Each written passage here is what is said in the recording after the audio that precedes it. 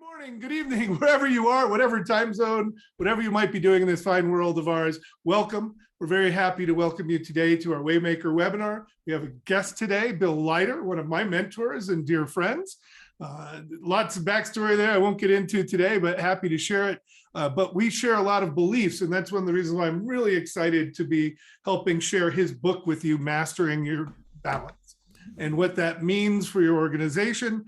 And today we've got quite a important story to tell if you are in the midst of doing a transformation, but feel that in your gut, something's amiss. There's something missing. It's not complete. You don't know what it is. You're looking for that je ne sais quoi that will make it all happen. Or more importantly, that will make it happen beyond your wildest dreams. And so that's a big part of what we'll be sharing with you today, how to unlock the full potential of your organization and your people.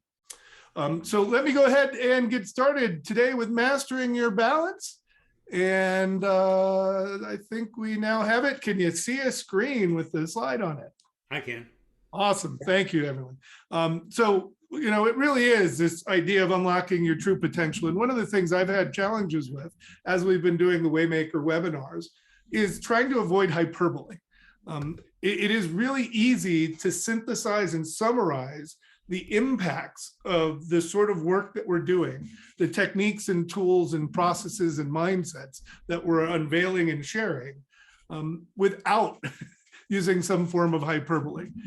But right now, what we really want to share with you is some of the highlights from Bill's book, how it intersects with Waymakers a bit, and really the elements that will lead you to a transformative strategic planning process for waymaking in the age of wicked complexity. Now, today, we're talking to executives leading transformational growth because we believe that balance and Bill Leiter's process for achieving it will provide a path to your organization's greatest potential. So we've done the hard work to bring clarity to this story. It's quite complicated with a bunch of points. Hopefully you'll be able to get it very clearly and be interested to buy the book and reach out for what Bill is offering, which is a free 1-hour consultation to actually examine what you're in the midst of, to help work through some of your other personal issues and introduce some of the concepts of the book more deeply and personally to your specific needs. Why I'm here is because I discovered that I actually have been living an epic life, despite the ups and downs. Those downs make me forget how epic it is oftentimes, but that's a part of it. But what I really have come to realize is that I'm blessed, I'm privileged in so many ways, and I've been fortunate to live and give my gift to the world and continue to persist and continue to thrive and continue to have these epic experiences. And I believe that everyone has the right to be able to achieve that in their own lives. And I'd like to see more people doing that for themselves and more leaders doing that for their organizations. Michael, did you want to just share briefly why you started Waymakers and your why here? Sure. I live and work here in Silicon Valley, 35 years. And most of those years I've spent assisting technology companies build their vast empires. And so a lot about marketing, sales, customer success, product design, and then more recently startups, you know, critical factors for accelerated startups. And as kind of I look back and call it was my second mountain. I said, well, great. How do I take all that I've learned about product and market creation and building a fan base and apply it to the needs of individuals and transformational executives? So Waymakers really came out of a conversation, an ongoing conversation around how to stand in possibilities unburdened by the past and informed and inspired by our best futures. Now, while that sounds relatively idealistic, when we bring it into companies that are making their way in this age of wicked complexity, it's really, really important, I believe, we believe, it's really important for leadership to start looking at the opportunities before them with as few cognitive biases, and I should say with as few unconscious biases. And what has me excited today about our presentation and discussion led by Bill Leiter is it's a proven management planning, corporate planning, discovery process by which to really step out of unconscious biases and self-limiting beliefs as a way of creating insight and perhaps advancing action on transformational growth opportunities for businesses of all size. So that's what has me excited today and then specifically, how do we harness a lot of the neuroeconomics, neurofinance, first principles of neurofinance and neuroeconomics as a way of reinvigorating the strategic planning and operational excellence of running a business. Yeah, and it really is quite exciting how the work intersects and serendipity. It works when you're paying attention, but it works when you work too. Hey, Bill, would you like to go in and explain a little bit of your why or just introduce yourself? I mean, Bill has been a public company CEO, consultant to senior executives at large corporations, and so much more over his storied career. Would you like to share your why? Or just tell us, about yourself a little bit? Well, my why is pretty simple. I'm here to make a difference. And you are fabulous doing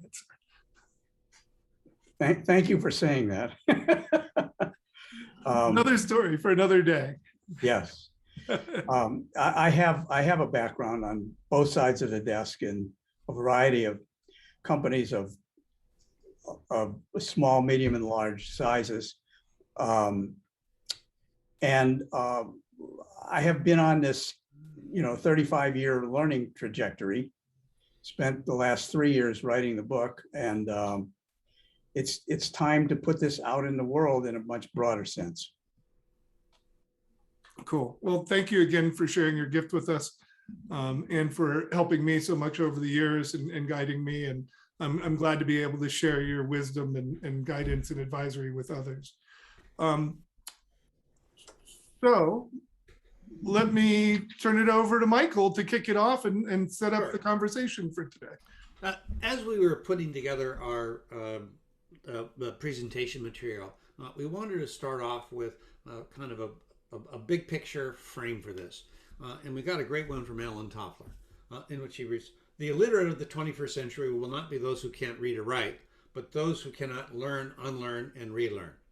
Today's session is really about unlearning a lot of the established sacred cow concepts of management and leadership, and in the process of that, relearning them from a completely different context, a context that is uniquely adapted to our era today, which we're characterizing as the era of or the age of wicked complexity. So this is about not just unlearning, but it's setting in motion, being a catalyst for recontextualizing or relearning a lot of the things that we know.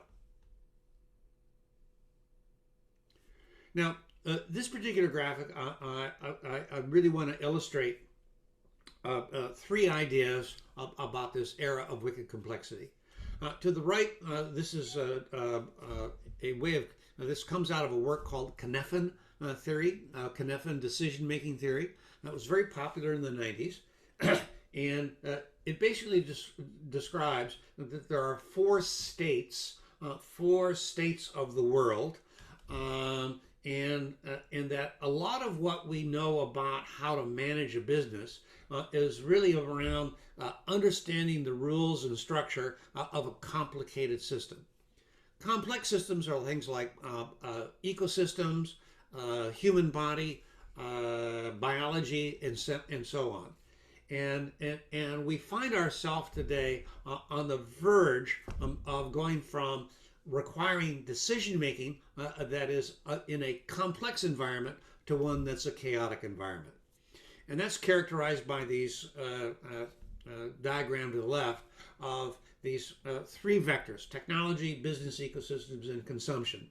And technology has just been doing more and more with less and less, ephemeralization. business ecosystems are becoming more and more regional, regional centers of excellence, and consumption is becoming more and more tribal.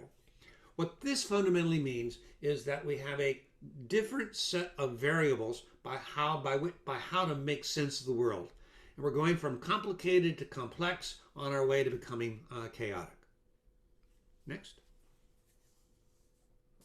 So one of the features I want to call attention to about today's environment is one characterized by what we call big bang markets. Now, in the middle here, we have a traditional diffusion model, originally popularized by Rogers in 1963, and then really kind of brought into the mainstream with Jeff Moore crossing the chasm inside the tornado. And generally, this curve represents about a 10-year run. So in terms of technology. Now, all technologies have a different kind of life cycle. And one of the net effects of being in this hyper-connected ecosystems where we have these recommendation networks, markets will emerge and grow in a third the time. And we're characterizing characterize this as big bang markets that are a function of demand shocks from systems. Go back. Okay, so to really bring this forward, I kind of like to describe something that I was a part of when Adobe in 2006, 2007 recognized that there was something, they were leaving a lot of money on the table. They had all these great products, InDesign, Photoshop, Illustrator, and so on, and they began to put them into a suite, but you had millions of customers around the world that would skip a version. And so they were leaving hundreds of millions, billions of dollars on the table, and they said, maybe we should put this online. And the question is, this is all before cloud computing had really begun to get organized. Now, in the course of that, what they did is they in fact rewrote their entire application stack to be in a cloud infrastructure, multi-tenant cloud infrastructure. And so, software as a service. Now, in the course of doing that, they were really, really concerned internally about how that would work, whether it would cannibalize, would people put up with paying a subscription, would they flee InDesign and go back to Quark? There were a whole bunch of concerns. However, when they did that, when they executed that, they discovered that they had a whole new business model that was subscription-based, that looked scary at first, but then when they made the shift, it turned out to be absolutely brilliant in hindsight. Now, this graph to the right describes some of the work I've been doing as a CMO at an industrial automation software company. And we're looking at kind of today as being kind of the $1 trillion, not process 5.0, it should be the $1 billion industry 4.0 digital transformation opportunity. Now, on the heels of this will be the next 7 to 9 years, where it'll be a $20 trillion process 5.0, an area of continuous optimization of customer experience. Connected products. Now, the problem is that a lot of us are looking at this next wave through the lens of what we know. Classic confirmation bias of what's already been, not what will be. So today's session is really about how do we pierce the veil of this obviousness, tranquilized obviousness. How do we get out? How can we park our unconscious biases and self-limiting beliefs to imagine or to start to reimagine how it is that we can grow our business and get a 10x upside. Cool. Next. So, in this wickedly complex world that we're living in, and I don't want to get in, but I'd be remiss if I didn't mention Dee Hock's work around chaotic and the chaotic age, because I think that's important here as well. But what's right in front of us is understanding what do we need to do about this and how do we approach it. And I believe that Bill's book is a great path to resetting your mindset, establishing the context for your organization, and achieving really, really exponential results. Bill, why don't you go ahead and take it away, please? Thank you, Chris, and good morning, everybody. So, Mastering Your Balance is a book about context.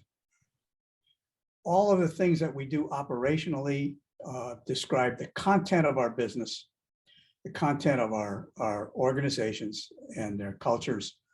But balance and the 6 elements of balance that we'll talk about in a minute provide context. So context without content is just a nice conversation. Content without context is a very dysfunctional, massive effort to achieve less than you could by working harder than you should. When you're balanced, you're open to new possibilities, new realities. Your future is not held prisoner by your past.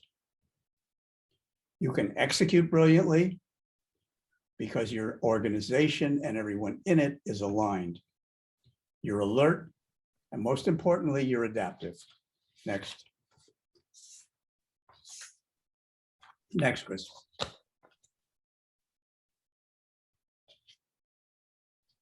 So we talked about this balance being a state of aligned readiness. Let's talk about what is an organization. Next. Any organization, boiling it down to its simplest organic description or definition.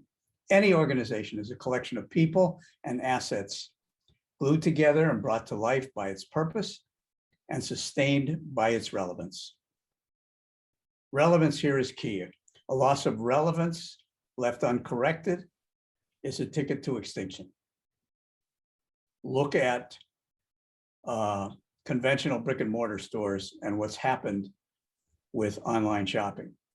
And look at the wave of bankruptcies, the wave of failed business, marginalized businesses, companies that are in the process of painfully going out of business, Sears, JCPenney, and others who have mastered, who have embraced and mastered technology. Target, Walmart, Amazon. And we can see that an organization that is imprisoned by its past will not make it in the future. Question is not if, but when they will fail. Next. So these elements exist, the 6 elements of balance exist in some form in every organization that's already in business. Now, they can exist formally or informally. They can be in writing or verbal. They can be conscious or unconscious, but they're all here. So the elements of mastery are nothing that I invented or developed on my own. They're simply a recognition of what drives context. Vision, values, values-driven leadership, culture, strategy, greater purpose. Your vision. A future reality not yet manifest. Your values. Your beliefs defined by your behavior. Values-driven leadership. The art of holding everybody in your organization measurably accountable for living your values. Culture. The collective what, how, and why you do what you do. Strategy. Your grand goals and the plans for their execution that should connect to your vision and your greater purpose. And your greater purpose. Why are you here besides money? Why are you here besides your need or desire to accumulate stuff? So these 6 elements working together and working organically. In other words, everything relates to and affects everything else. These 6 elements are what create context. Contrast that, next slide, please.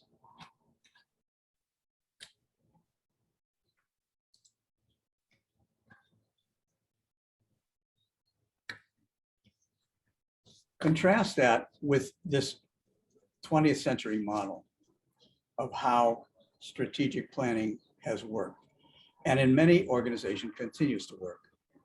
It's still taught in schools. It is content without context. Nowhere in here, nowhere in this traditional model is the conscious creation of context within which all of these things can work.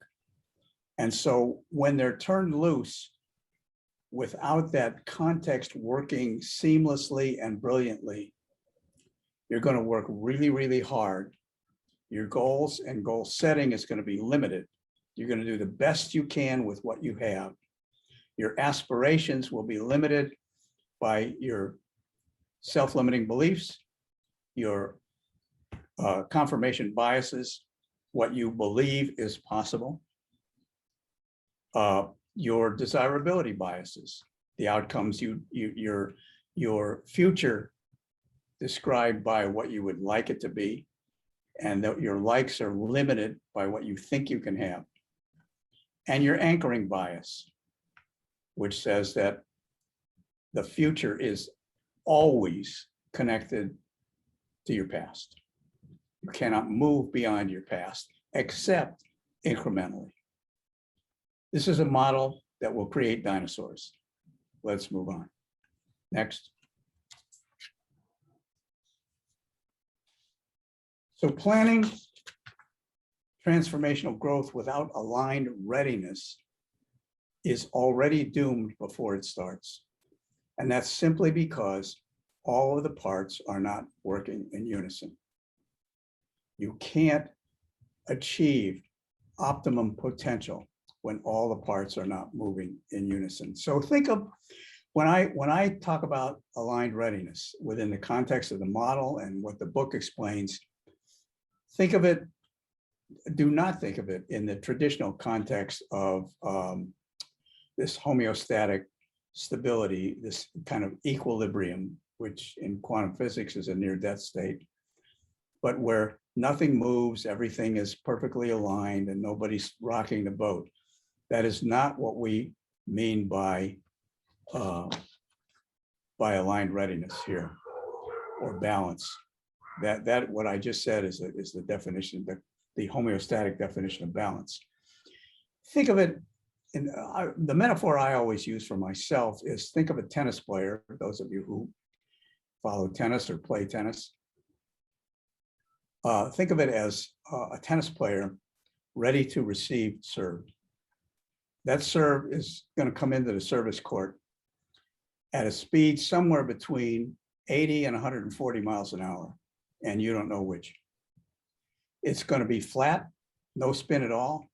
It's going to have a slice, which is going to cause the ball to bounce and move dramatically off to your right, or it's going to have what is called a kick serve, which is going to bounce very high and move to your left. And you don't know which of those is coming, and you don't know where in the service box it's going to land. Your balance, your aligned readiness is critical to you returning a serve. Your posture has to be perfect. If you're on your heels, you've already lost the point before the serve is even hit. Physics is in play. Those are the kinds of elements that I refer to when we talk about aligned readiness. Next.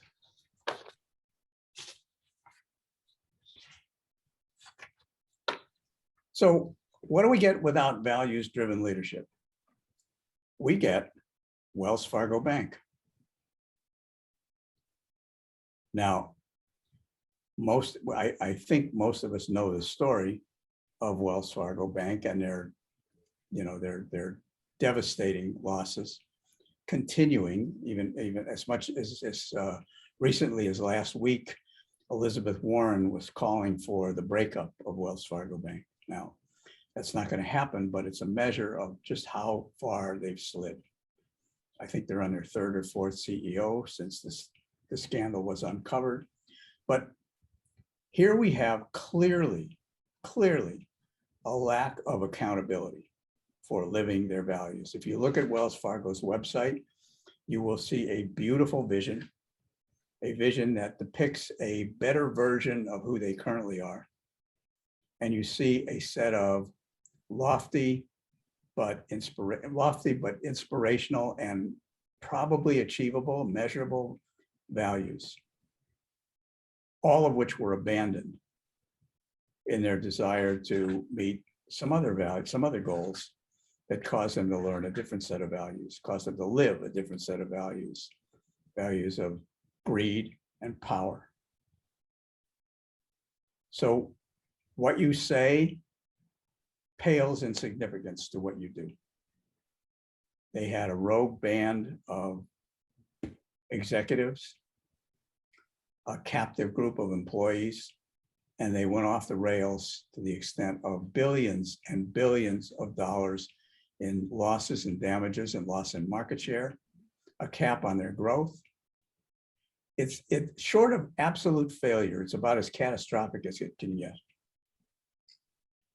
They need a cultural transformation of epic proportions that is probably generational in terms of how long it will take to get it. So let's move on to something more positive. When you read the invitation to this presentation, you probably read that we were going to give you a magic tool that would help you, knock down walls, eradicate your confirmational bias, dispel your self-limiting beliefs, and a whole bunch of other things. Now, how could one thing have that kind of power? Well, it does. Turns out it does. It is a question.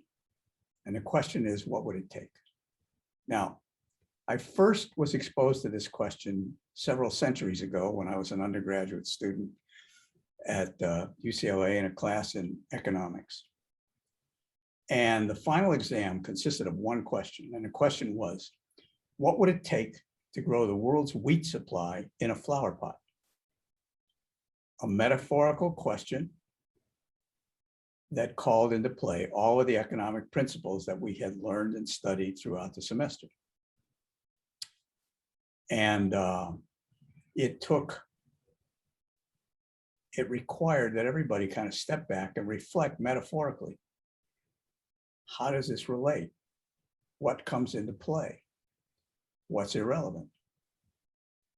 And it takes into account many, many, many things that one wouldn't typically look at in answering a question that relates to achieving a goal. Unless that goal was not particularly ambitious, which is the exact trap that a lot of leaders and companies fall into. After I received this question and the benefits that it gave me, I was not in a position mentally, emotionally, experientially to really value it for what it was or what it could be. It took only 20 years for me to discover the significance of that question as I unconsciously and consciously applied that question to situations that I encountered in business and in the progression of my career. And it finally landed on me that this question could unlock doors that weren't even attempted to be opened before. Now, it turns out that there's also a scientific foundation for it. I'm on the governing board of a nonprofit called INI, the Institute for Neuroinnovation. So I get to hear a lot of really smart neuroscientists talk about various areas of research. Turns out that this question is really derived from some of the treatments of clinical depression. In a depressed state, our egos take over our whole persona and shut us down. They deprive us of having any new positive ideas or thoughts come into our heads. And if they are, they're quickly shot down. The what would it take question in a healthy ego allows us to have our egos just step out of the room for a little while. And when our egos leave the room, it opens up a whole blank sheet of paper opportunity to imagine the unimaginable. There are no filters. We're not constrained. Our self-limiting beliefs melt away in the course of just putting audacious, ridiculous ideas up on the board. Look at, take them into account. Most of the ideas that you come up with in this state are going to be worthless. They're going to be really crackpot, wacko ideas. Some of them will have a kernel of possibility. And they raise the question, we never thought of that before. We never thought of it in that way before. We never thought at that level of ambition before. Say, Bill? Maybe, just maybe, we could do something with this. Michael? Yeah, perhaps you can tell a story, relate an experience of where you applied this and achieved an improbable outcome. I will do that. I have several, but here's one.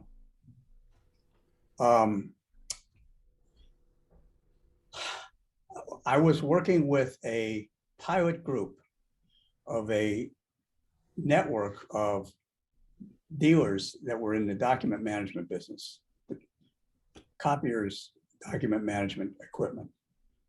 And their market was growing at a rate of 5%. And they were growing, these dealers, I work with 20 dealers out of the 600 as part of a pilot program.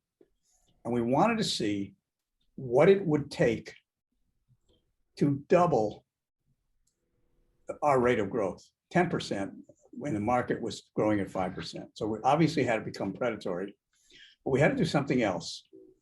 So we discovered that the potential opportunity, the weak link in the chain, was when they were making final presentations to new accounts, they were only closing 25% of those presentations. And that meant they were working really, really hard, spending a lot of money on presentations, a lot of time, and getting a 25% close rate.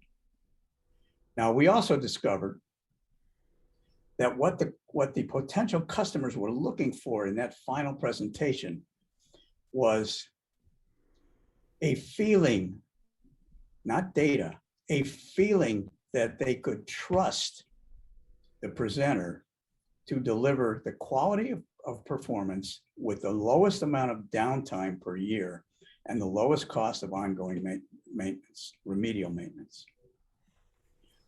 And we said, who best to deliver that message than a service tech who had way more credibility than a salesperson? So I presented that idea to management, and they gave me a response that I fully expected. Are you nuts? Service techs don't do that. They're not presenters. They're introverts. They don't talk well. They're here to do repair work. They don't do presentations. So we said, let's ask them. So we asked all the service techs if they would be interested in doing presentations. 75% of them said yes. First self-limiting belief, gone. Then we put together a team, a presentation team, a salesperson and a service tech. We rehearsed, we planned the presentation, we treated it like a one-act play. Fast forward, closing rates went to 75%. They did not grow at 10%, they grew at 20%. And they sustained that growth. Simply beginning by simply asking the question, what would it take? It's powerful. I'll come back to some more questions that include not only what would it, some more examples, I should say, that include not only what would it take, but tying that what would it take into some of the other elements of balance. Now, in the case of this dealer, obviously their culture shifted. It changed their hiring practices. They looked for service techs who had some measure of interpersonal skills and a willingness to display those skills. So it changed their hiring practices. They got the same quality of technical capability, and added to it was an ability to help in closing sales. The salespeople, it was originally believed that salespeople, mixing salespeople and techs was oil and water. They couldn't communicate, they didn't understand each other, et cetera, and so forth. Those beliefs were shattered. Let's move on, because I want to cover another couple of other points here before we get to some more examples. Next slide, Chris. So here's my working mantra, and I suggest this to everybody I work with. To achieve the improbable, we must first envision the impossible. I got a call one day from the head of the consulting division. I can mention the name now, Oracle. And he said, we have to talk. I got a mandate from our CEO, Larry Ellison. And it said, you will grow your division by 50%, 50% next year. And he said, so let me tell you what the good news and the bad news is. He said, the bad news is that all of my people are currently working 80 hours a week. My senior managers are traveling 75% of the time. Morale is in the toilet. Home lives the quality of home lives is being degraded. And people are burning out. And we're growing at 25% a year, and we're profitable. We're meeting all of our profit targets. I said, so what's the good news? He said, the good news is that there's so much opportunity in the marketplace that 50% is not enough. We can do better. So he and I spent a day talking, just walking and talking, and we came up with a question that we would present to their senior managers. And the question was, what would it take to grow at 100% in 1 year, double in size, while simultaneously decreasing hours and travel time by 25%. And we presented that to all of the senior managers. And their reaction was also what I expected. Are you out of your mind? And we said, probably, but let's explore it.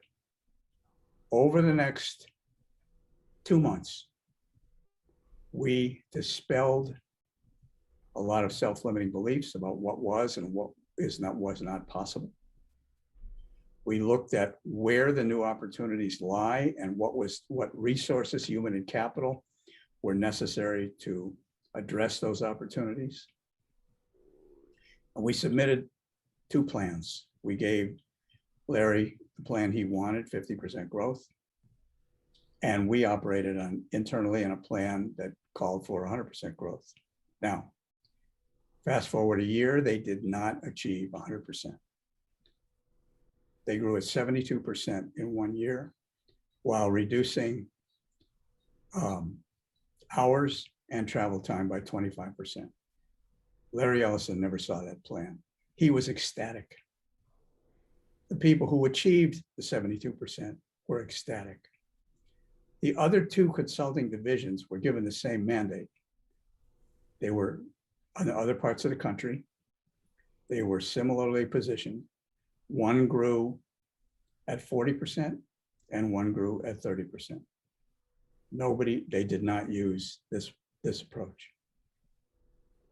They operated the same way they always did.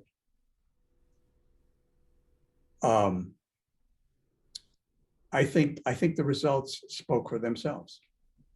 And I think and I've seen it work. I mean, this is just one example of dozens and dozens and dozens Let's go to the next slide. So, Bill, before we move on, because the next slide is kind of wrapping it up, would you just kind of summarize from a cognitive science perspective, how that came into play in your work with the Oracle Consulting Group? How what came into play, Michael? Cognitive science, how in terms of what you introduced earlier in terms of biases and self-limiting beliefs. Well, okay, sure. I mean, you would be, I was surprised, maybe you wouldn't be, but I was surprised that the basic level of self-limiting beliefs held by really, really intelligent people occupying high-level positions with high salaries, who had beliefs such as, we can't grow, we need more people and we can't hire anybody else because we have a hiring freeze. And the senior vice president who said, we don't have a hiring freeze. And the manager said, have you read the memo? It came from Larry and it said we have a hiring freeze. And the senior VP said, read the memo again. We have a hiring freeze for these particular skill sets for this particular segment of our market. Those are all skill sets and technologies that we are phasing out of. And you're hanging on to those clients because you have a relationship with them, which is nice, and it's comfortable for you, and there's no stress. You just maintain the relationship. We need to move out of those relationships, offer those clients new platforms, and explore those new platforms with new clients. There is no hiring freeze on the new technologies and going after new business. We can't grow because we don't have enough office space. And the answer was, have you taken the elevator 2 floors up? We own both of those floors, they're empty. We can expand as much as we want. We grow by double if we need to. Those kinds of self-limiting beliefs, as basic and fundamental, as seemingly silly as they are, exist, and they hold people back. So, Bill, in terms of the question, what would it take to grow the business 100% in a year? It seems to me that one of the things you're talking about here is that you kind of said, okay, for the next little bit of time, we're going to park the notions of what's practical, what's possible, what's fundable. We're going to park that for a moment, and we are going to go into just almost a realm of pure imagination, spitballing, as you know, and work from the assumption that it is possible, and if it is, what would have to be in place, right? Yes. And part of what has to happen in the course of doing that, we say, hey, look, anytime you want to come up with something that's yeah, but we can't, it's kind of like, well, let's park that for a moment and let's just keep working backwards from it's totally possible. It's possible to do this. If it is possible to do this, what would have to be there? And as we started doing that, a number of people, I imagine, got pretty agitated because their reality map was being violated. What's real, what's practical, how I've learned to survive in the world, what makes me safe is now in jeopardy. Could you expand upon that a little bit? Yeah, yes. So here, the power of peer pressure comes into play. We will never get, you will never get, you present an outrageous idea. You will never get the whole room saying, oh, my God, we never thought of that. It's fantastic. Let's do it. You will never get that. You will get, more likely, are you nuts? But what will happen is there will be 1 or 2 early adopters in your group. People who say, well, wait a minute, maybe that's not so crazy. And those two, when you're alone, and you're the only one with the idea and nobody shares it, you are not, in that moment, you are not a leader because you have no followers. As soon as one person says, I think this might have some possibilities, you now are a leader again and you have one follower. So the group dynamic has to build upon the skill and the sensitivity and the empathy of the people who are taking the lead to bring other people along. And when you have a group, as soon as the third person comes on board, it makes it easier for the fourth and fifth. And when 5 people are on board, it's easy to get 10. And when 10 people are on board, you've got all close to critical mass. And people move at the speed of peer influence. Cool. Does that answer that question? Sure does. Okay, so there's another, how in the short amount of time we have left, there's one other story that talks primarily to changing culture. That happened at a large manufacturer of high-end kitchen and bath, not kitchen, but kitchen products, ranges, ovens, etc. And they had a vision, and their vision was to revolutionize the premium home appliance industry. But they had a product development process that made it too slow to label them visionary or revolutionary. It took them 3 years to develop a new product. They needed to reduce that time from 3 years to 18 months. So it was a complex process because there were a lot of moving parts. However, the linchpin in all of that was that there was a lack of trust between the company's development engineers, design engineers, and their outside vendors who were participating in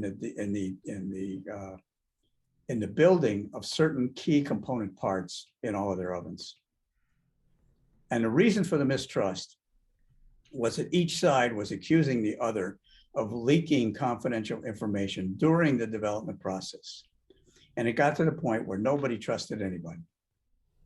So the key here in unleashing some additional power and creativity was to address that element of mistrust, get everybody to agree to start with a clean sheet of paper and begin to build trust as if it were the first day of their business. When we did that, 2 things happened. Trust was restored over a period of time with positive experiences. Equally importantly, all of the outside vendors who were critical suppliers and had great subject matter expertise in their own skills were brought in as part of the design team, not just a vendor who made parts. When they were allowed to contribute their design ideas because they knew how to bend metal, those 2 things, the rebuilding of trust and the inclusion of outside vendors as part of the design team, took 6 months off the development process. Yep. Ultimately, over the course of a year, we did not decrease development time from 3 years to 2 years. We reduced development time from 3 years to 1 year. Wow. Cultural change built on trust. May I ask another question of you on this one in particular? Because it seems to me that the leader's vision and willingness to engage is a really important factor. So could you tell me a little bit about who you worked with there and who led that initiative with you internally? I worked directly for and reported to the CEO. And it started by saying that the engagement, this particular engagement, which grew out of a larger strategic planning project, this particular phase grew out of they said, we don't know how to change our process. What would you recommend? I said, well, in my experience, the fastest way to shorten your cycle is to adapt a model, much like Toyota uses, concurrent development, where they are developing all parts of the product and its distribution simultaneously.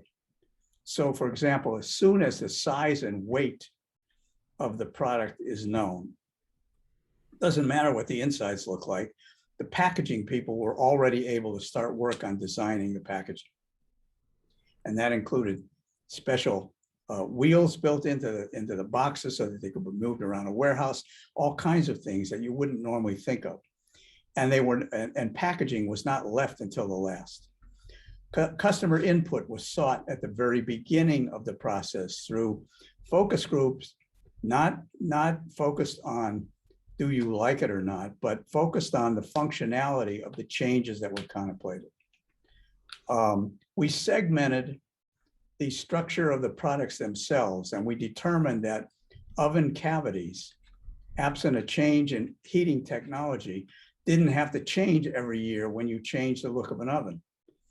An oven cavity could have a 10-year life, whereas the workings of the oven could change every 2 or 3 years. So they didn't have to reinvent and redesign the oven cavity itself. That took another 4 months off the design process. But the CEO said to me, and this was important, he took a leap of faith. He said, Bill, do what you have to do. Just do what you have to do. If you feel you need a reinforcement of your authority, just ask me. But go do it. You don't have to I'm not required to approve every step. This is between you and our development people. Get it done.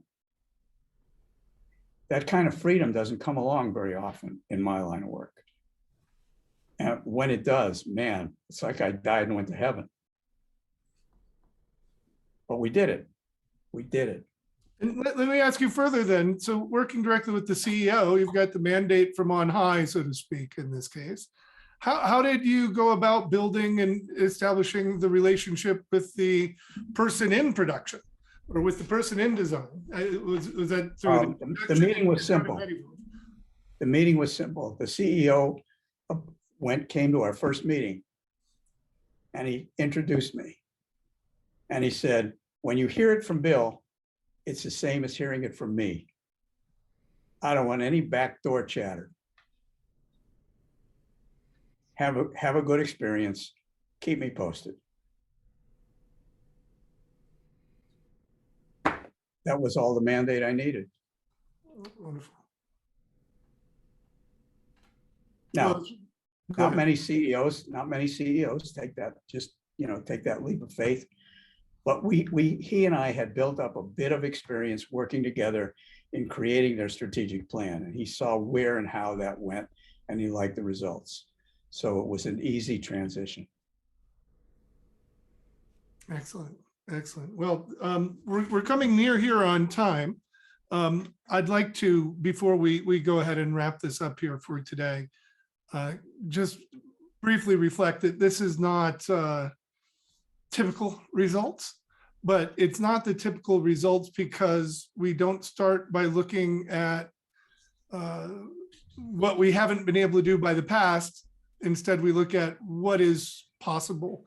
And right. This sort of powerful question and belief is really the key to unlocking all of it. And I'm just so grateful for you to be able to share this all with us, Bill, and share your experience and stories to help learn how to make this possible.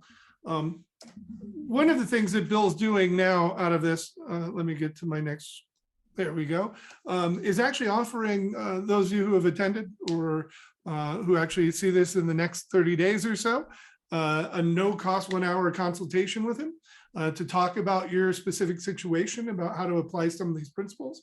The process is really outlined in the book somewhat, but I'd be remiss if I didn't recap that, like all good transformational project. It starts with a high integrity retrospective and look back and look at where things are today and how they got this way before moving into this unburdening process to let go of our limiting beliefs by using the what would it take tool. But from there, once we can imagine the improbable, we can truly achieve the impossible. And we've seen it time and time again. And I'm still sitting here thinking about the times I've run into clients with limiting beliefs and, trying to figure out how to get them from that, and showing them, of course, is the best way. But them having to feel it is actually really more important. And one of the things that Bill talks about with his ideal clients is how they typically feel that there is that something missing. It's not necessarily driven by a total collapse or total failure. It's driven by the belief that we could do something more and we're not doing it, which really resonates with me. Yeah. Chris, to that point exactly. Again, looking at neuroscience and emotional intelligence, that feeling in your gut, if you have it, is really the energy manifestation of your experience, of the fact that you are experiencing opportunity cost. And you can't identify it as opportunity cost because it's not that clear. But what you do is experience it as a nagging little irritation deep down that says, we could do more. We could do more. I don't know what that missing piece is. And the reason I'm eager and anxious to talk to anybody who wants to talk for an hour is because in today's discussion, we've only just scratched the surface. There's a lot to talk about in terms of how you address those 6 elements, what you do to build it, how you measure your performance, because we use our performance measurement metrics is not a comparison to your competition. It's a comparison to your ultimate potential. It's a different way of measuring progress. And so, this is just really, for me, an introduction to a conversation. Yeah, very much so. And having read the book and having talked to you while you were writing it and sharing some of these stories over the long history, I can share with the rest of you publicly that his insights and his wisdom is truly powerful and insightful to the point of creating the sort of change that he's talked about for his other clients for you. So I'm really, and also to that point, I guess one other thing I'd be remiss if I didn't say, and it is a personal bias, while culture is super important and it is the context in which we all work and we have the opportunity to achieve our objectives. For me personally, I look at the values-driven leadership as being a really important missing piece. A lot of people do have their values. They have it on a card, they print it on the wall, but they're not actually measured by whether or not they are actually activating them and living them. That's where the whole turn now to ESG maps for enterprise social governance. And of course, we've been talking triple bottom line for 30, 40, 50 years. I don't even know how long now. And the rebirth of conscious capitalism and so much more behind that. But it is about seeing those values in action and having them measured and creating that culture of accountability. So there's a lot here to balancing your organization. And it definitely is an involved process. And as we've worked through this over the last couple of weeks, Michael has observed, and I think rightly, that it is a transformative growth plan. And that is really fits in best for organizations like the examples in Bill's stories who have had to grow like 25, 50%, doubling in some cases. But it's just as good for a turnaround or for any other situation. I think it's just a lot happier if we have somebody who realize, wow, we could be doing so much better. Let's go do that together, right? That just feels a lot better to me. And anyways, so get in touch with Bill. You can reach him at axiesgroup.com. That's AXIESGROUP.com. bill.com. His information, his email and phone number are there. And of course, I'm Chris Hewer with Waymakers. I've been fortunate to work with Michael Moon over the last several months, and along with the growing community of some amazing people. Thank you for joining us today, those of you who are here, to really expand my thinking about this, my understanding. And I know that what we're doing here with Waymakers is planting the seed for a better tomorrow, not just for us, but for the entire world. So I invite you to join us for future events. And if you'd like speakers like Bill or Michael or myself, that is a big part of what we do as well. And we'd love to be able to help you. Now, as I'm wrapping up here, what I'd love to do here is thank you all for showing up, but I'd also invite you to stay a little longer if you can, because we're going to open up for some Q&A to have a little further discussion here together. But those of you who have to drop off now, I appreciate it, understand. Have a great day. Look forward to hopefully talking to you in the near future. But let's move into some questions here. Anyone have anything they'd like to ask or comment or add to our presentation today from Bill? I guess I have a question about the improbable. What we're talking about here in the improbable, because a lot of times I see it's very probable. It's just that there are some existing constraints or issues or problems that are keeping it from happening. But often solutions are actually a lot simpler than one might think. And so I guess maybe, Bill, if you could go into a little bit of talking about why that use of the word improbability. Sure. Well, the easy answer to that, JS, is that usually in a group setting, groupthink can be a positive or a negative influence. When we run into improbable, we stop. That is seen as a barrier that, look, I'm not going to get into these wild discussions about what could be and what might be. And, yeah, I realize that it might be possible, but hey, I've got other priorities. We got to finish this meeting. I got to get back to my job. I'm behind in my assignments.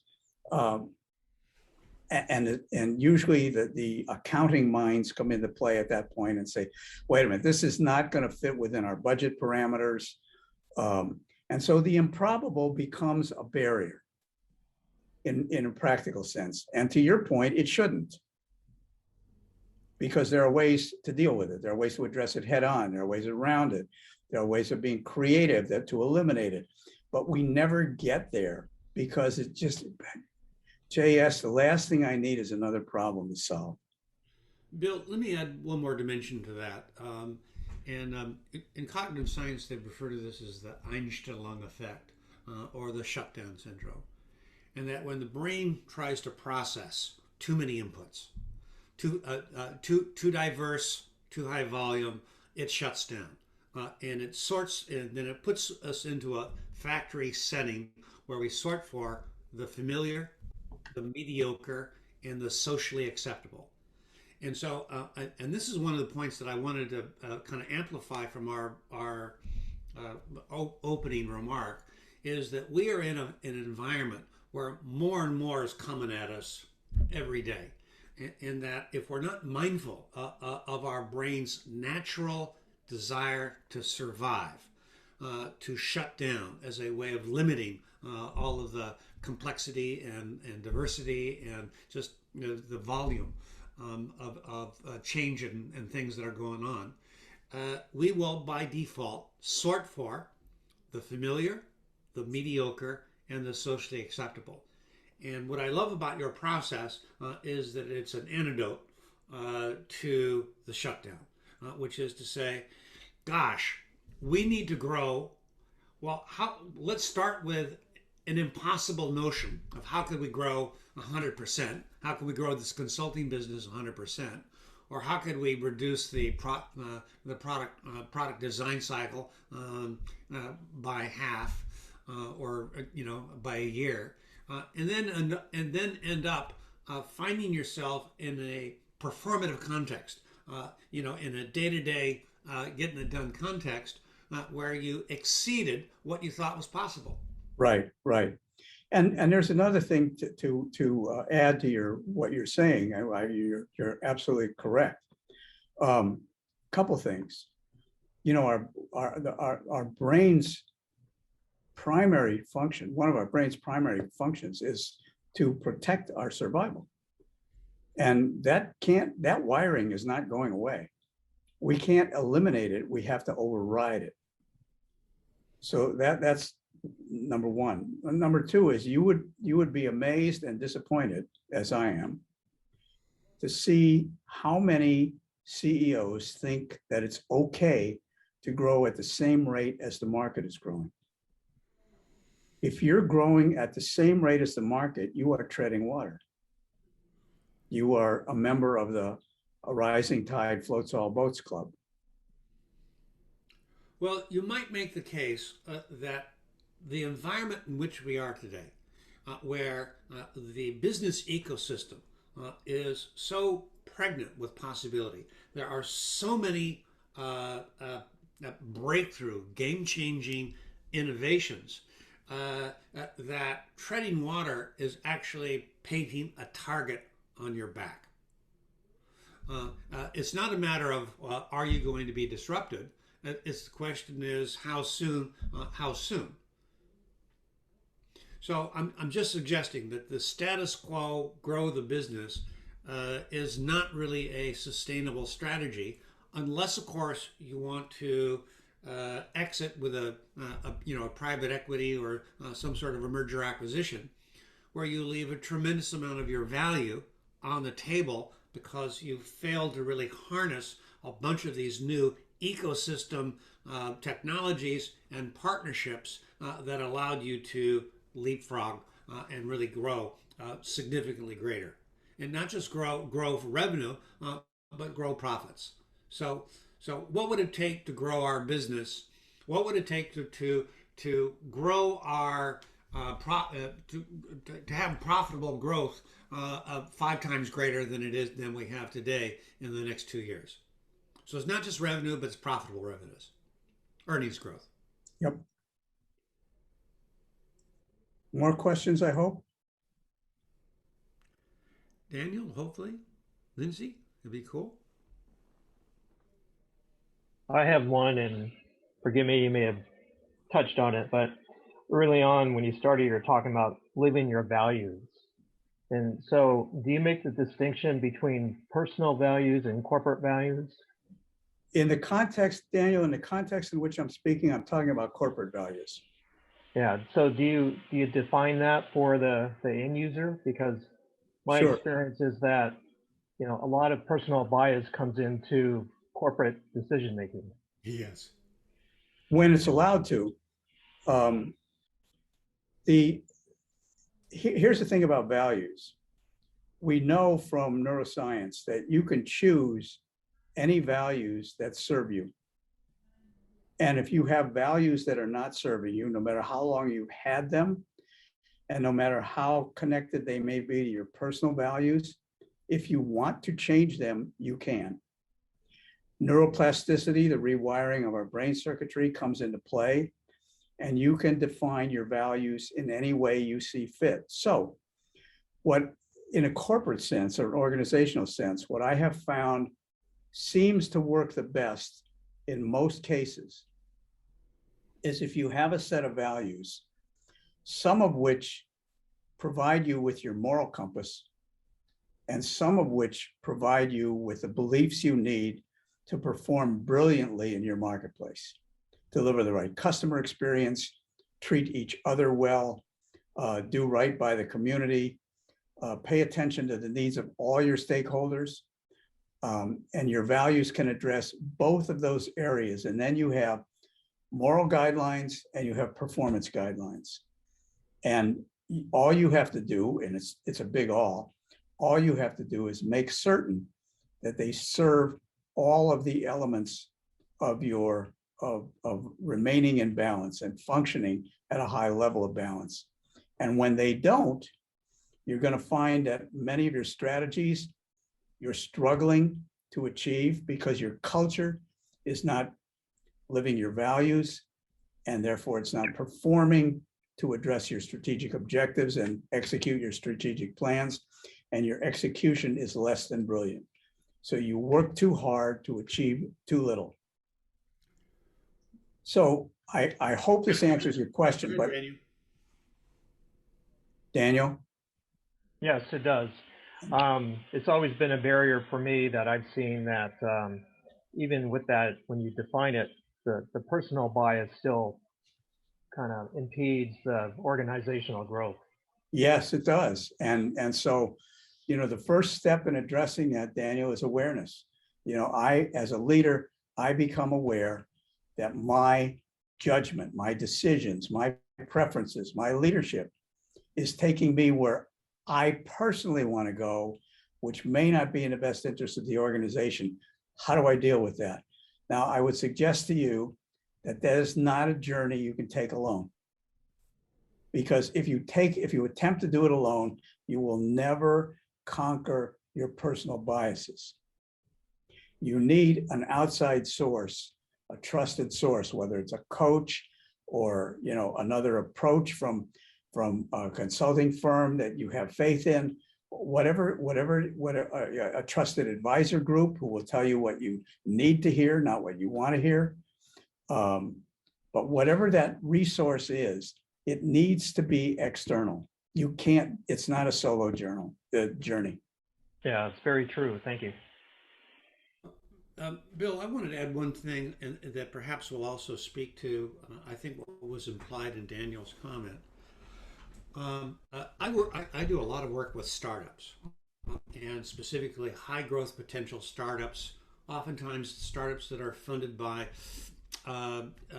investors who expect, really good return on their investment and therefore hyper growth. And I found it's a really interesting transition, a perilous transition, because most startups have no culture per se. They have kind of reflexive decision-making and embedded unexamined decision-making criteria of the founders and the core team. But with growth, all of a sudden that it has to kind of go from just this is how I do things to this is how we do things. And the question that I have found to be essential in or helping make that transition is what kind of culture best serves our customer? And as we work backwards from, this is about how do we attract, serve, and keep profitable customers for life. Okay, given that as a mission or as a purpose, a commercial purpose anyway, what culture do we need to have, and therefore what values and action do we need to have to be successful in that? And that also, by the way, Daniel, is a way by which to start migrating out of my personal preferences to what the company needs. And this is also part of a larger transition narrative of, I'm not running this business for my comfort. I'm not running this business as a function of what I like to do. The business now requires certain jobs to be done that I may or may not like doing, or more importantly, that I'm not necessarily skilled in doing it. However, so what? The company needs particular needs things, and it's the job of leadership is to say the company really needs this. I may not necessarily be the great person to do this. So how do I? Let's get somebody in there that really lives and is full of joy and happiness about getting that particular job done. Well, in addition to that, to all that, Daniel and everybody else, when a company, we didn't cover this in today's session, but when a company reaches a particular level of maturity and stability and critical mass, we look at the question of cultural diversity. And the kind of diversity that I most focus on is diversity of thought. And when you really get good at listening to views that you don't agree with, that you really don't agree with, that are coming from people with entirely different backgrounds, life stories, you kind of by default, when you talk about diversity of thought, you're also talking about racial diversity, ethnic diversity, generational diversity, and you, because that's where these diverse forms of or components of thinking usually come from. They're not people who grew up just like you. They're not people who had the same educational and experiential background as you. They're people who with a vast array of experiences, and they're going to offer ideas, especially in these what would it take sessions, that you're going to just scratch your head and say, where the hell did that come from? And it came from a diversity of experience. And that's exactly the kind of thinking that you need in your organization in order to achieve the kinds of things and beyond that we've talked about today. Cool. So before we have to close up for the day, Lindsay, is there any questions that you want to put to us today, or if not, that's fine. We'd love to hear from you. I'm okay. No questions, but thank you for calling me out and all the information. I appreciate it. Yeah, well, thank you for being here. And the best part of showing up. Yeah. Okay, Chris, take us home. All right. Well, thank you very much again, everyone, for hanging out a little bit later and adding to the conversation. Again, look forward to connecting with you all in the very near future. If you'd like to talk to us more about what we're doing with Waymakers, we'll be sending you an email for following up on this Zoom today. I'll have a link to the recording as well as to a PDF of the presentation that was made.